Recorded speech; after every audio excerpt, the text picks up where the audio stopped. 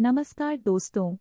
आज हम आपके लिए लेकर आए हैं भगवद गीता के अध्याय 11 श्लोक 31 का विशेष वीडियो। इस श्लोक में हमें जीवन की गहन शिक्षाएं मिलती हैं। अगर आपको हमारा यह वीडियो पसंद आए तो कृपया लाइक और सब्सक्राइब करना न भूलें। चलिए बिना समय गंवाए इस अध्याय और श्लोक की गहराई में उतरते हैं। कल्याणं मयि संन्यासं तत्त्वतोऽनुस्मरन् न च तिरिष्यति नित्यं न च मय्यपि रक्षितम्। हे कुरुक्षेत्र में मैंने तुम्हें सत्य के मार्ग पर चलने का उपदेश दिया है। जो व्यक्ति मुझमें सच्चे मन से विश्वास करता है वह कभी भी संकट में नहीं पड़ेगा। यह श्लोक भगवान श्री कृष्ण द्वारा अर्जुन को यह समझाने के लिए कहा गया है कि यदि कोई व्यक्ति अपने मन से भगवान की शरण में जाकर सच्चे हृदय से उनकी भक्ति करता है तो उसे किसी भी प्रकार के संकट का सामना नहीं करना पड़ेगा।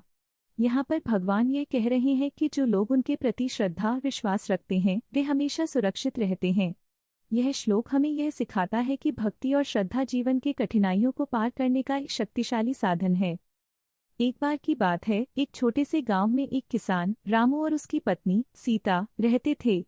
रामू मेहनती था लेकिन उसके खेत में फसल कभी अच्छी नहीं होती थी।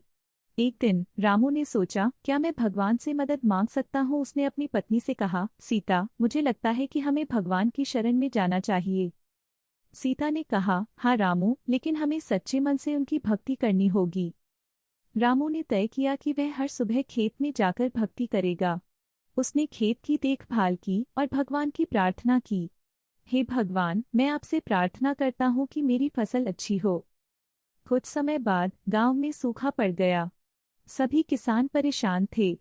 रामू ने सोचा, भगवान पर विश्वास करना चाहिए। उसने फिर से प्रार्थना की, हे भगवान, मैं आपसे अनुरोध करता हूँ कि हमें बारिश भेजो।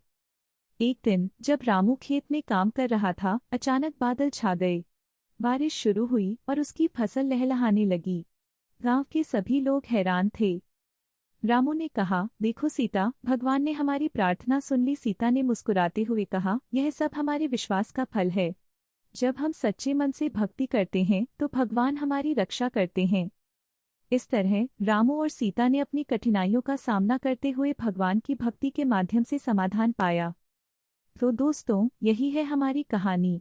अगर आपको यह कहानी पसंद आई हो तो कृपया लाइक और सब्सक्राइब करें और ऐसे और गूढ़ ज्ञान के लिए हमारे चैनल से जुड़े रहें।